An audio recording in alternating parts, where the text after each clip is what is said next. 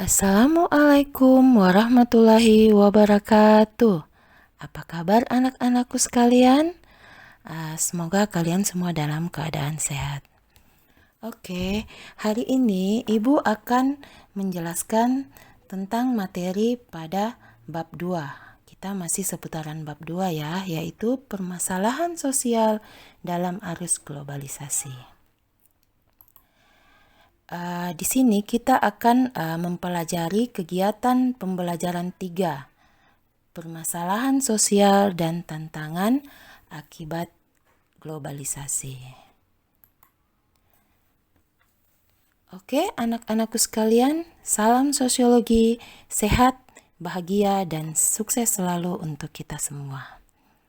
Setelah kegiatan pembelajaran 3 nanti ini, Ibu harapkan kalian mampu memahami permasalahan sosial akibat globalisasi dan mengidentifikasi tantangan serta peluang dari berkembangnya globalisasi, sehingga dapat menempatkan diri dan memilih alternatif tindakan yang tepat dalam menghadapi masa depan kalian. Oke, anak-anakku, yang pertama di situ adalah permasalahan sosial akibat globalisasi. Sejalan dengan yang telah dikemukakan di depan bahwa globalisasi ditandai oleh integrasi perdagangan global yang menerobos batas-batas wilayah negara dan geografis. Globalisasi sangat mengutamakan kepentingan ekonomi. Kepentingan lainnya seperti kemanusiaan, perdamaian, kebersamaan, demokrasi, dan kesejahteraan sosial yang cenderung diabaikan. Asumsi yang digunakan para pendukung globalisasi adalah bahwa jika ekonomi global berjalan dengan baik, maka agenda-agenda lain juga berkembang mengikutinya. Dalam istilah sehari-hari dapat dikatakan bahwa yang penting ada uang, segala urusan dan kemudahan akan teratasi. Itu kan istilah yang lebih populer di saat ini. Nah, di sini ada gambar. Di sini adalah gambar yang mewakili pandangan globalisasi yang banyak dianut. Pandangan yang pertama ini sekelompok anak pang ya. Terus yang kedua itu negara industrialisasi. Yang ketiga itu anak-anak yang sedang sibuk bermain gadget. Yang keempat persekutuan bangsa-bangsa. Yang kelima itu kesenjangan sosial. Dan yang keenam globalisasi ekonomi. Dominasi ekonomi ini telah mendorong penguatan ekonomi pada pihak yang kuat. Akibatnya, persaingan semakin ketat, jurang kesenjangan semakin curam, yang kaya semakin kaya, dan yang miskin semakin terpuruk. Kehidupan masyarakat semakin individualis. Ya, maksudnya individualis ya masing-masing pribadi ya, tanpa memikirkan kepentingan orang lain, tanpa peduli sama orang lain, maka terjadilah yang namanya krisis polarisasi kelas sosial atau menajamnya kesenjangan antara yang sangat kaya dengan yang sangat miskin. Kesenjangan ekonomi ini tidak saja menyangkut antar negara, tetapi juga antar orang.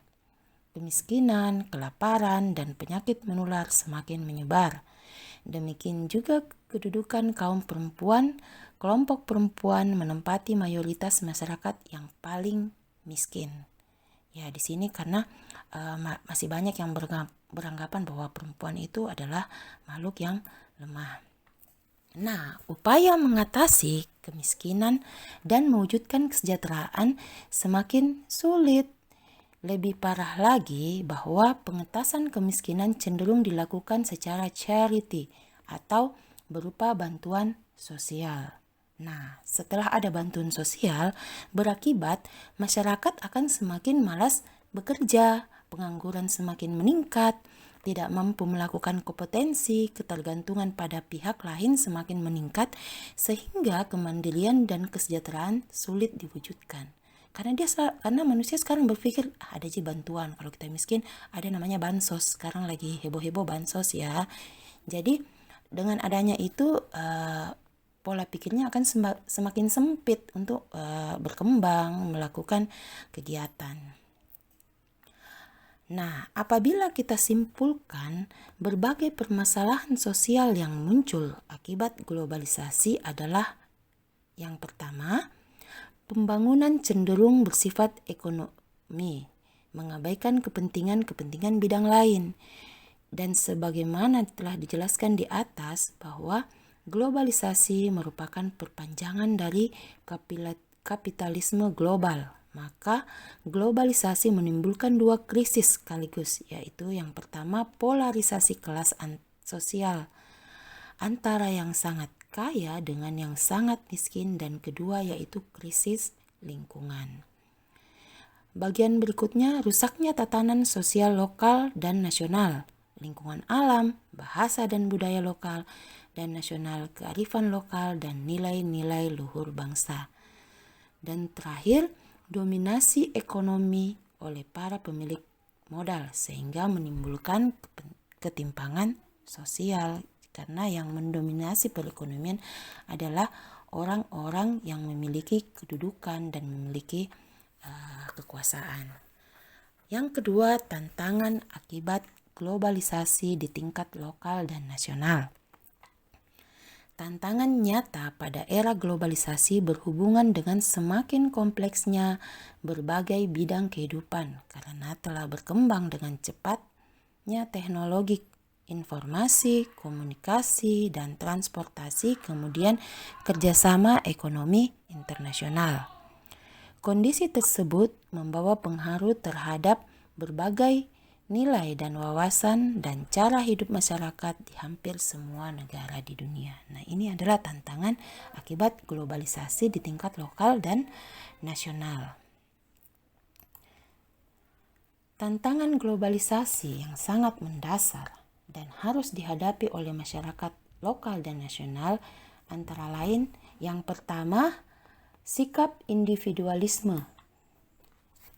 Sikap individualisme merupakan paham atau cara hidup yang berorientasi kepada kepentingan diri sendiri, cenderung mengutamakan kepentingan diri sendiri daripada kepentingan bersama, dan akan berakibat pada memudarnya solidaritas atau kesetiakawanan sosial di kalangan warga masyarakat.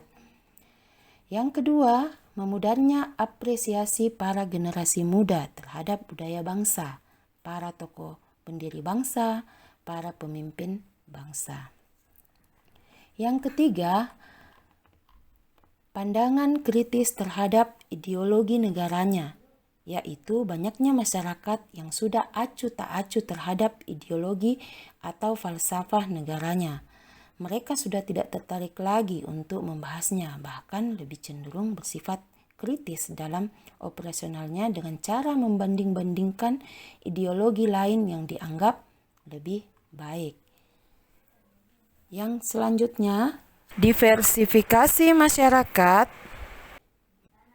Maksudnya di sini munculnya kelompok-kelompok masyarakat dengan profesi tertentu yang terus berkompetensi dalam berbagai bidang kehidupan guna mencapai tingkat kesejahteraan yang bertaraf internasional atau mengglobal.